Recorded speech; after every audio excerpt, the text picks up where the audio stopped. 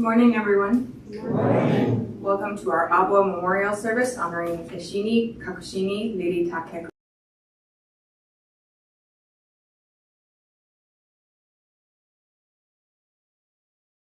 The chairperson today. So, the first thing we are going to do is have the San Bujo on page 24 and 25, followed by the reading of the Hyo which is the purpose of the service.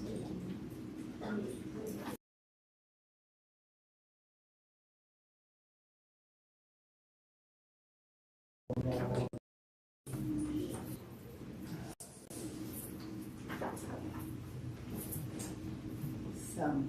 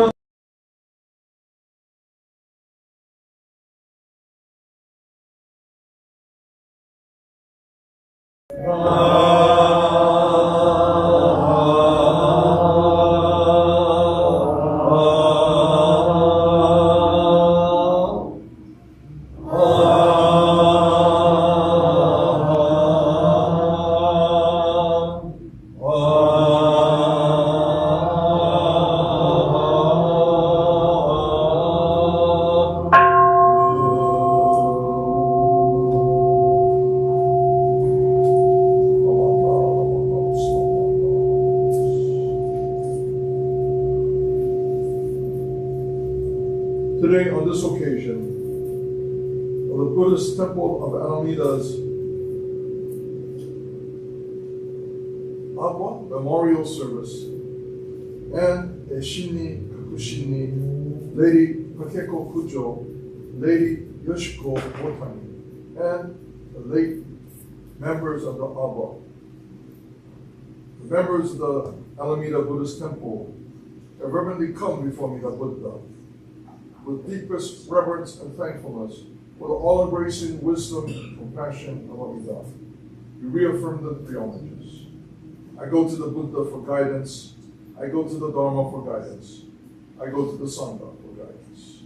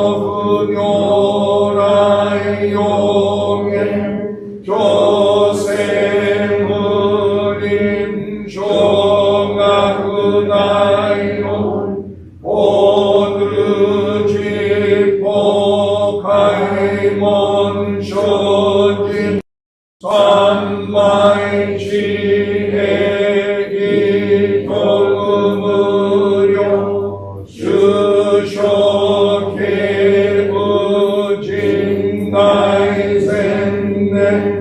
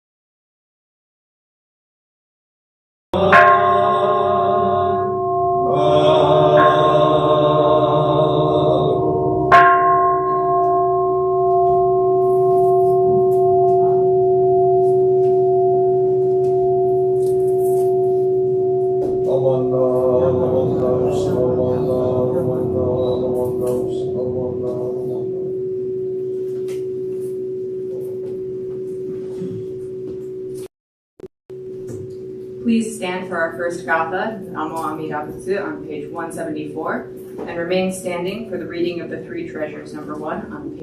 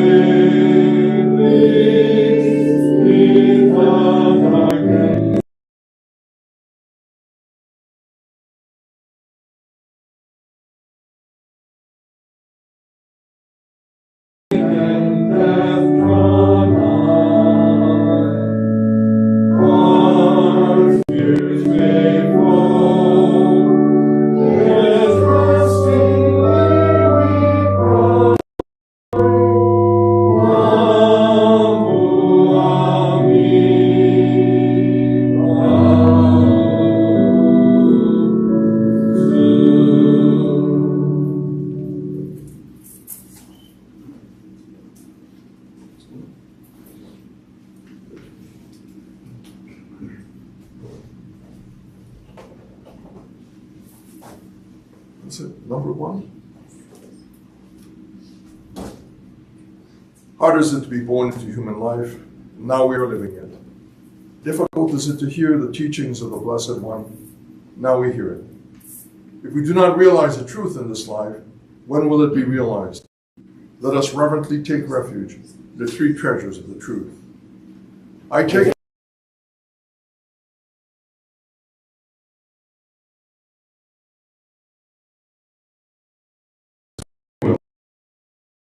refuge in the Dharma. May we submerge the depths of the doctrine and gain wisdom as deep as the ocean. I take refuge in the Sun. May we live in harmony in a great assembly as disciples of Buddha, and be freed from all hindrances, becoming units of true accord in the life of harmony, in a spirit of universal oneness, free from the bondage of selfishness. Even through ages of myriads of kalpas, hard is it to hear such an excellent, profound, thoroughly understand the true meaning of the Tathagata's teaching.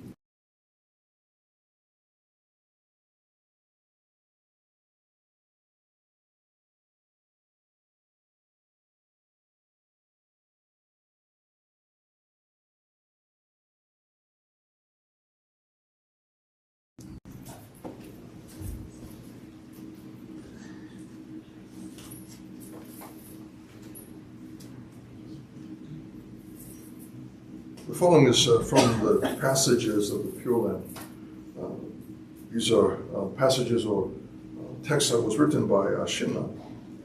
And in this he writes, "Truly we know then that the crucial matter for which the great sage, the world-honored one, appeared in this world was to reveal the true benefit of the compassionate vow and to declare it to be the direct teaching of the Tathagatas. The essential purport of this great compassion is to teach the immediate attainment of birth by foolish beings.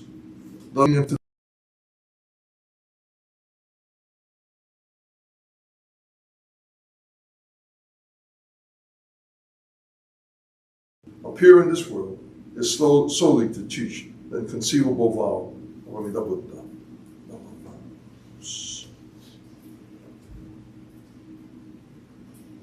First of all, thank you very much for inviting me to be here to join you for this very important service. Thank you, Fujimoto Sensei, for that invitation, and for each of you for joining us and allowing me to be here this morning.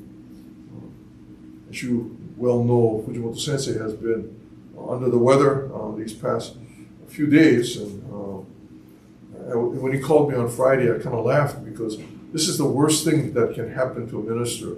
You have something lined up, it's a major service, and then to come down with COVID. I thought, oh, this is my worst nightmare, to think that I would not be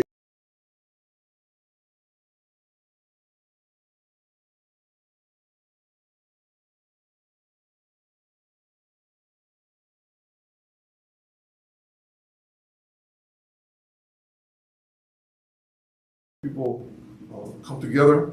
They provide an opportunity for me to be at the temple, and that support is what really makes the temple a place that we can come and feel as though we are part of, a place at which we can hear the teachings of the Buddha, share in the joys of the Nembutsu.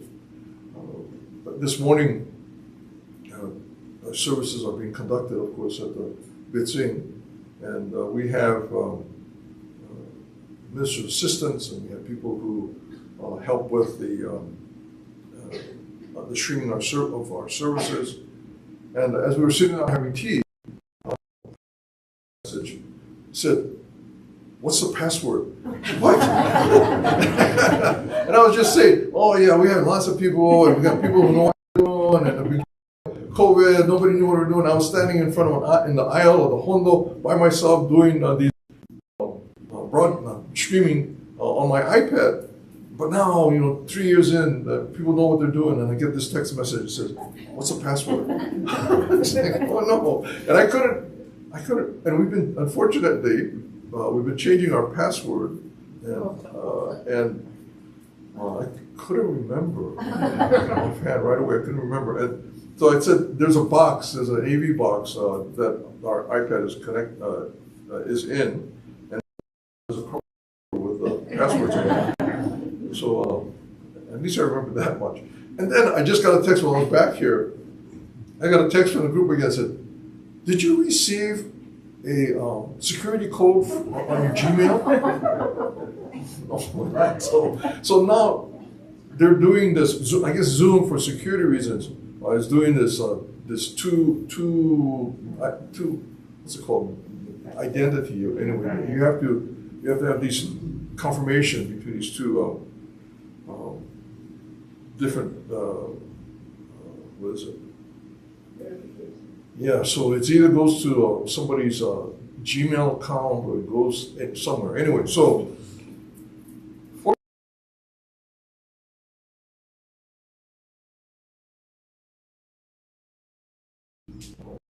as you get all the time. Good point, you can text back. So I said, I looked at my Gmail, and there was my password. And so not password, but the security code, sent it over to them and said, "Oh, okay, we're in." And they were able to begin streaming our 10:10 service. We have our 9:30 Dharma School service and a 10:10 service. And so they were able to start streaming the 10:10 service.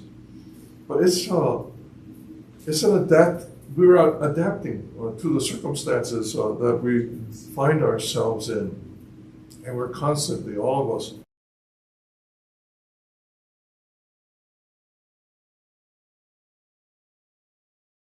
constantly things that are occurring that kind of require us to think about what we're doing, and it requires us to, why are we doing what we're doing? We think about Shinran Shoni and his writings, and this passage is on the Pure Land. It's just one set of collected writings of Shinran, and he wrote many, many things. And at least when I was beginning to learn about Shinran as a child, we used to think of this kind of pastoral scene that Shinran was studying in, and how it seemed as though everything was so calm and quiet around him, and he was able to think and work out his appreciation of the Nembutsu. But the circumstances that Shinran lived in was quite different from that.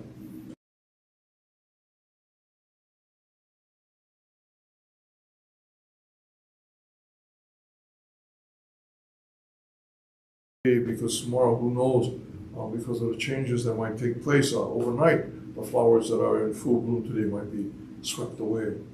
And so he was ordained that night and entered Hiezan that night. The circumstances of Shinran entering the monastery was in part because of the conflict that was occurring around him at that time. In 1181, the Genpei War was started between the Taira and Minamoto families, were vying for power in the control of the government. And it lasted for about 4 years. And this battle began within the city of Kyoto, and it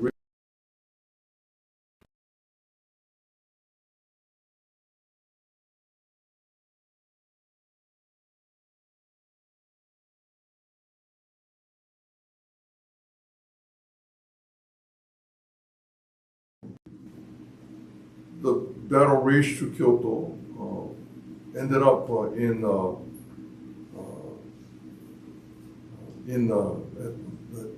Byodoin, where there's a famous battle scene that takes place in front of Byodoin. And then the battle continues down through Japan and ends up off the coast of Shikoku, where the emperor, who was the child emperor, died at sea.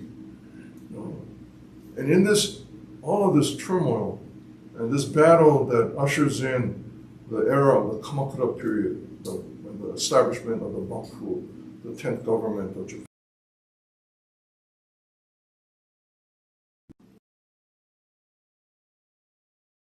Families was actually brought to a halt because of the famine that was that was so deep that they couldn't find conscripts anymore to feed into their battles. And so deep this famine that the war actually brought to a halt. When we think about these circumstances, it's not so peaceful, it's not so pleasant. It's in this very difficult time, tremendous turmoil, that Shinran thinks about and thinks through.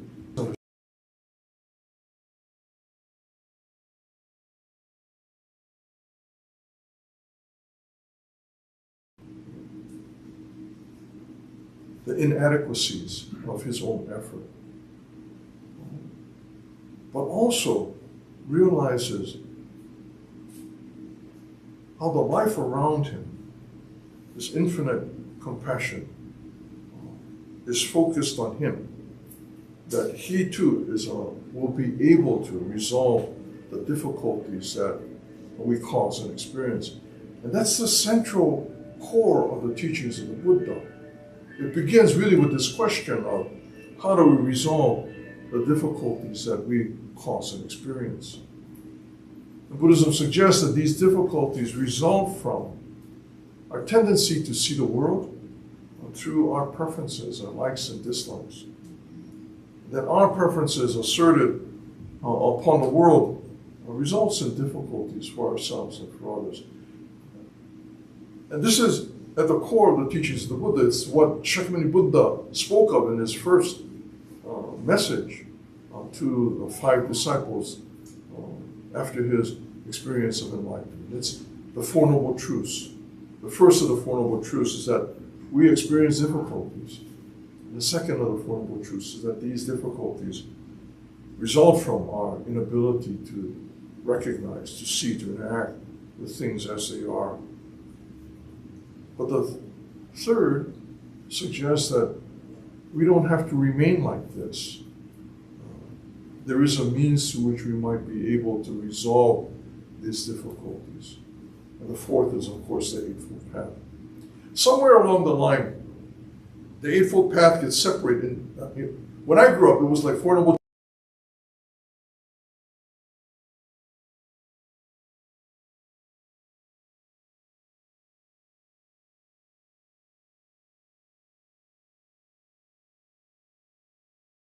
the teachings of the Buddha, even in Jodo Shinshu. And it took a long time for me to kind of make this connection between Buddhism and Jodo Shinshu. You know, it seems kind of strange that I would have to go through this to make this connection. But it kind of didn't make sense. What is the Buddha's talking about this, and Jodo Shinshu is talking about this? What was this connection that was shared between Buddhism and Jodo Shinshu? And to practice that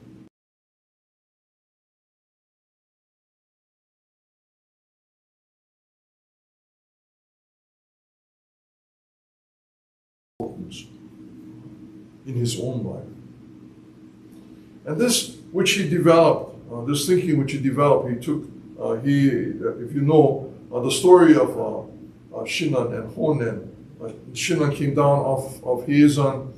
He began studying with Honen, but eventually that group of Honen was crushed. And they were banned, stripped of their religious titles.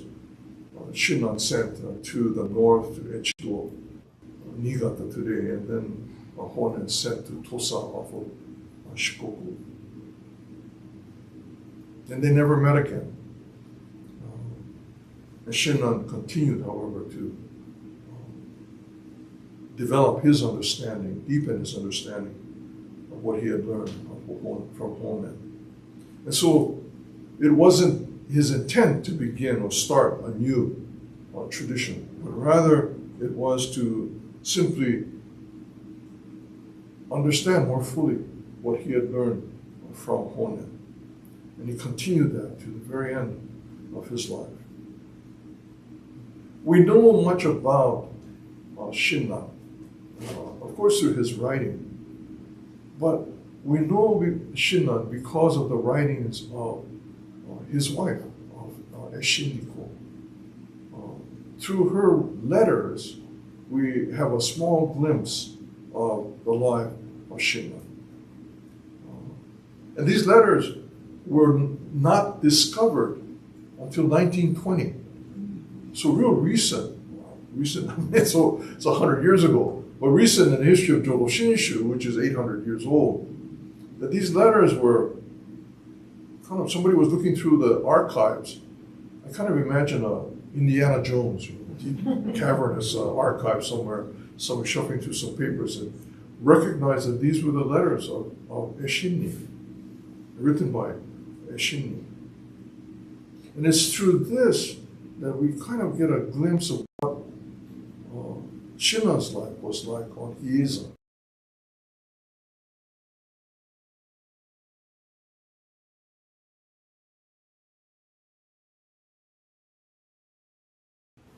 We know that when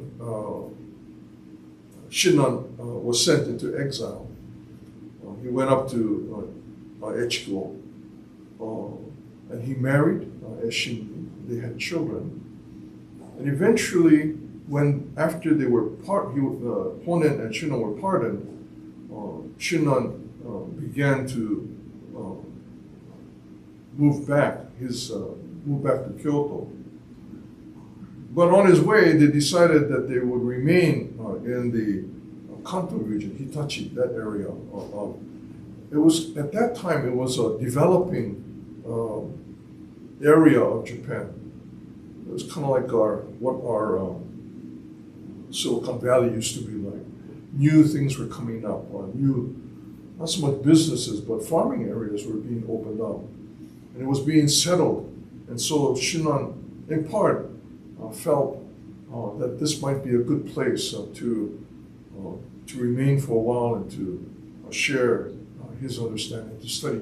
And there was also possibility of a significant library in that Hitachi area that Shinran felt would help in his study of Buddhism, in his understanding of Honen's works. But they remained in that area for 30, 40 years. And then eventually, Shinran decided to return to Kyoto. And Ehinni returned to Echigo. They were met again, but they continued through letters.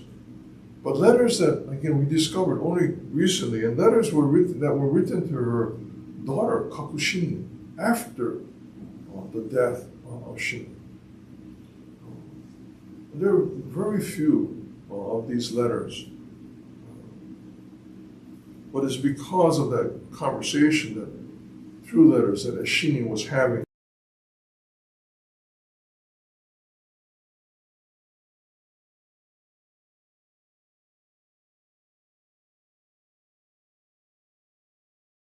Relationship or this documentation between Ehinni and Kakushinni. There is a collection of essays written by Kamano Chome. And Kamano Chome was to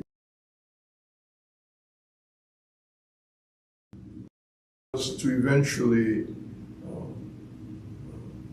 inherit a temple position. But because of all of this turmoil, and Shinto, of course, is the indigenous religion of Japan, and that's the imperial household, and all of that is based upon Shinto. And so when things were changing in the imperial household, and with this war,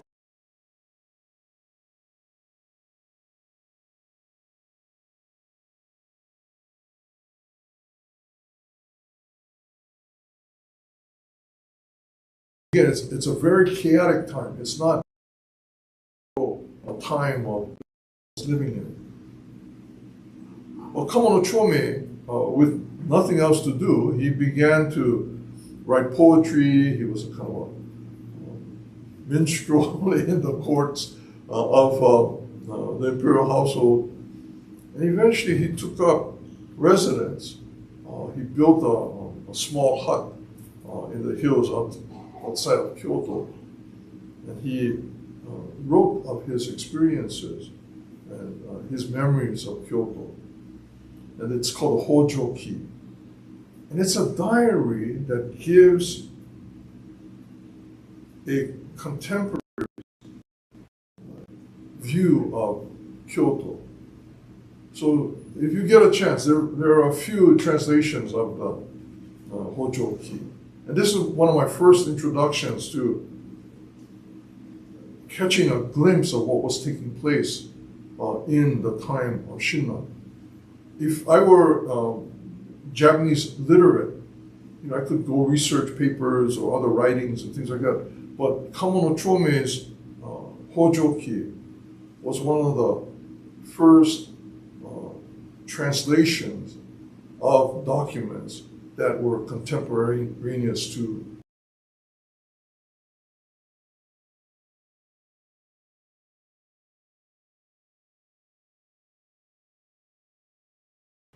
the hardships that were taking place in Kyoto. The fire that burned 2/3 of Kyoto, the time in which the imperial household moved. They decided to move.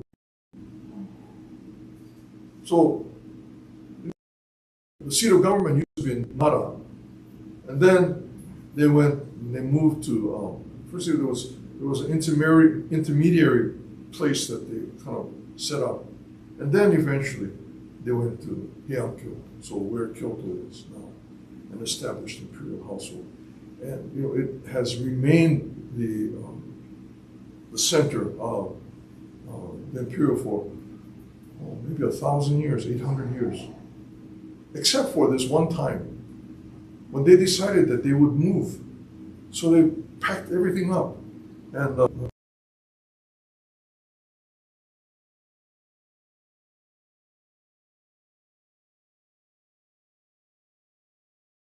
things down and floating things down the river. They wanted to reestablish the imperial household on the coast. And so they found a place and they began to build there. And it wasn't like they were building from scratch. They were taking apart things. And because you can do that with Japanese architecture, you can take things apart like a big puzzle and reassemble it. So they reassembled it along the slope, along the coast. And they thought it was a real nice idea until they got annoyed with the sound of the ocean and the bugs and other things. And so they packed it up and they moved back to Kyoto.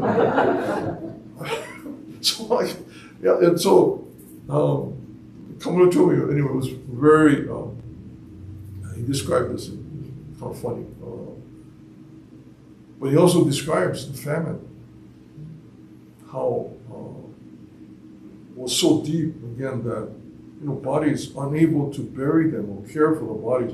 They were stacked along the Kamogawa like cordwood, just bodies. You may remember some of the old samurai movies, Chabara movies, where there's an opening scene where you look at a kind of rundown village and there's a board with cat skin being dried on a board, and it's kind of safe.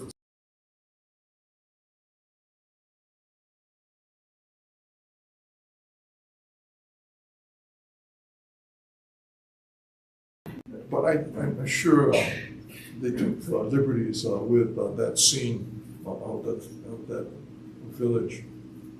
But it was very harsh times, very difficult. And Kamono Chome again describes, there are several incidents. There was a tornado that ripped through Kyoto, there was the earthquakes that shook Kyoto, and this moving of the imperial household from Kyoto to this new site. And what's interesting, this is on a site, and I apologize for me going off in all kinds of directions, but that site is the site of Osaka Castle, which was a site in which, I forget all the name. Was it Nishiyama Betsuin? But the Hongaji, where Daniel built the initial temple. Osaka was named by Daniel as Osaka, so it's this slope that just coincidentally, both that temple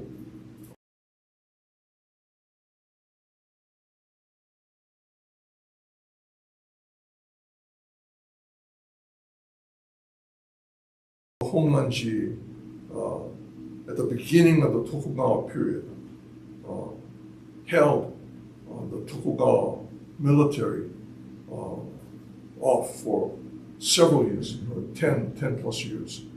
And the military wanted to crush the Honganji because of its influence. And they just razed it to the ground and put a castle on that site. The relationship between Ehinni and Shinran allows us a glimpse into the mind of Shinran. And again, not to belabor the point, but it was not unlike what we are experiencing. When we look around, we say, oh,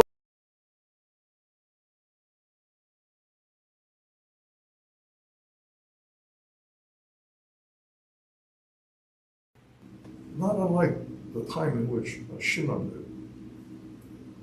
And when, in one of the letters to Kakushinni, so from Ehinni to Kakushinni, Kakushinni must have written to Ehinni that when her father died, she was at his side. And when her father died, nothing spectacular happened. She must have written because Ehinni writes to Kakushinni and says, don't worry, things are okay. Things are all right. You don't have to worry about whether your father was going to be able to benefit from Amida Buddha. Kakushinni must have expressed in a letter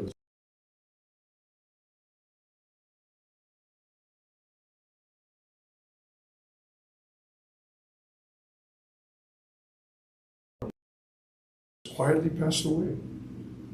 How normal his death was.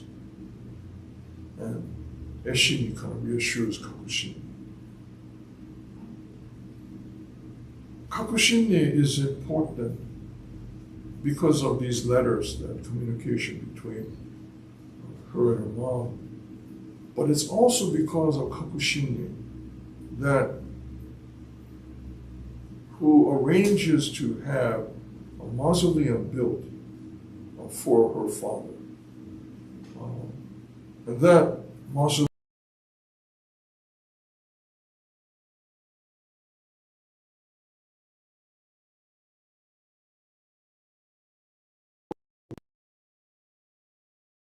family is able to continue as the caretakers of this mausoleum. So the Monshu, we have a picture of the Monshu. This is the 25th generational descendant of Shinran. The Gomonshu is the head of our Honganchi. Began as Rusushiki. So the Rusushiki, that was the title of the head of the family that took care of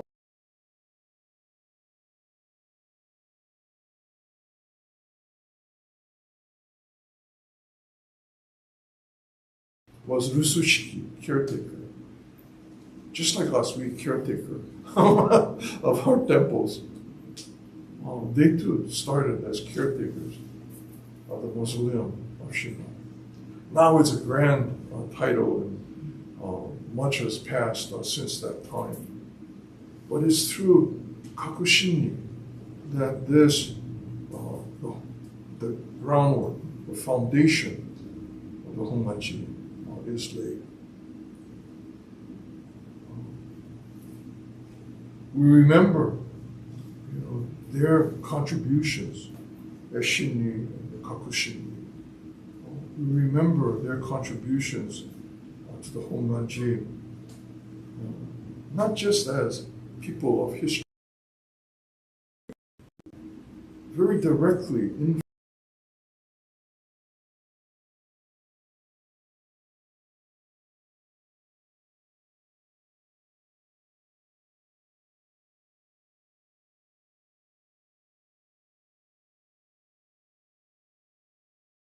continue to be able to appreciate what has come down to us through the years. Their contributions, I think we've been able to realize in the last maybe 10, 15 years how important their contributions have been with us. We are the beneficiaries of that.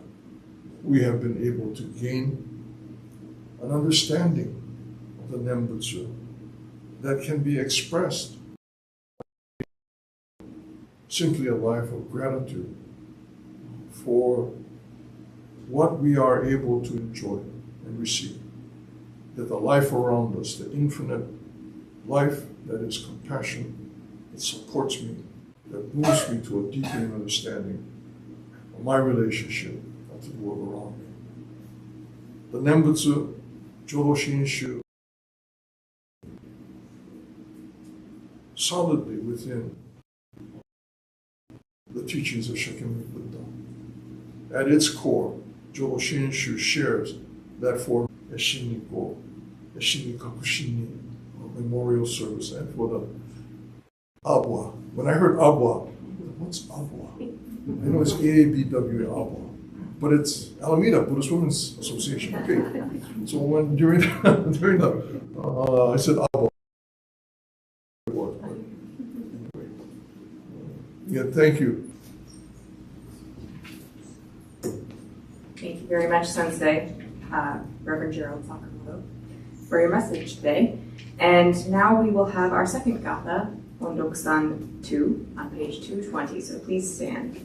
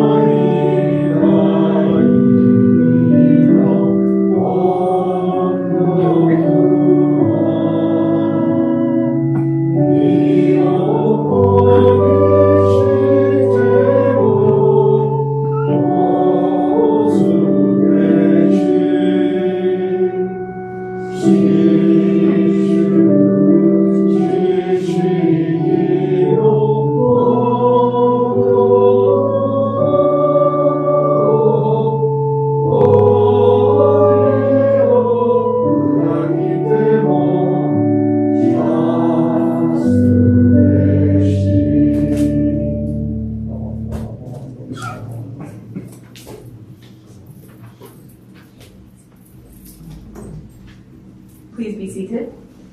We will now have a few words of our appreciation from our ABWA president, Lenny Proud.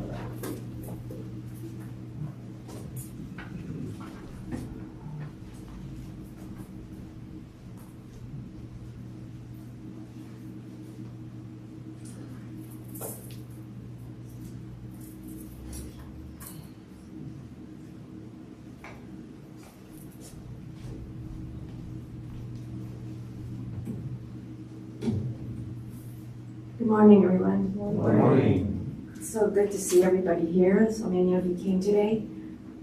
First, I'd like to thank Reverend Sakamoto for being our guest speaker. Not only that, but also stepping up to conduct today's service. And thank you to Reverend Dennis for, we don't see him, but for preparing the service, setting everything up, the altar, and taking care of the YouTube video. And he's taking every precaution, to keep everybody safe. So we appreciate that. Thank you, Maria, for being our chairperson today. You did a great job. She's our newest ABWA member and has really done a lot to help us out.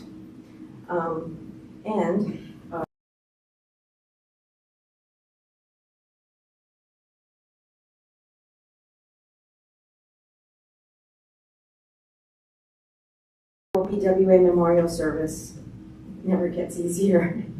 But honoring our Shin Buddhist women role models, but also our late ABWA members. It's always a time of reflection for me. My family was so fortunate when my father was assigned to Alameda, over 50 years ago in 1961. I still remember many of your grandmothers and mothers' faces, our Issei and Nisei ladies, who did so much in support of our temple and personally in support of friendship to my family. I've heard it said that the Fujinkai, or BWA, is the backbone of the temples, and I feel that here they were the heart as well. I'm deeply grateful to all of them and to all of you who have been so supportive of our BWA over the years. Thank you very much. And Mommy Dance.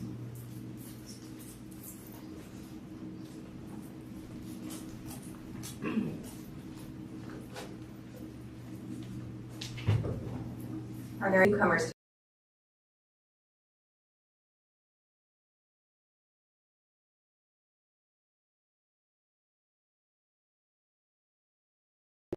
our family.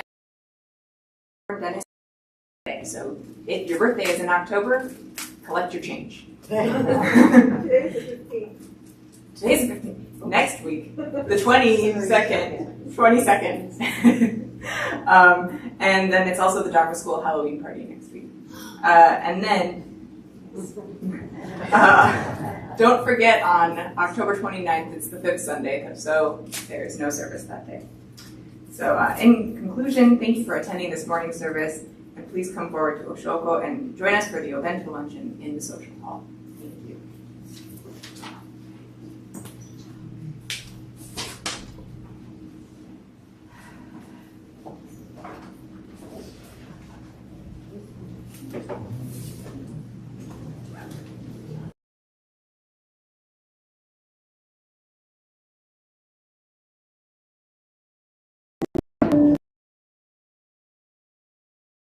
Hall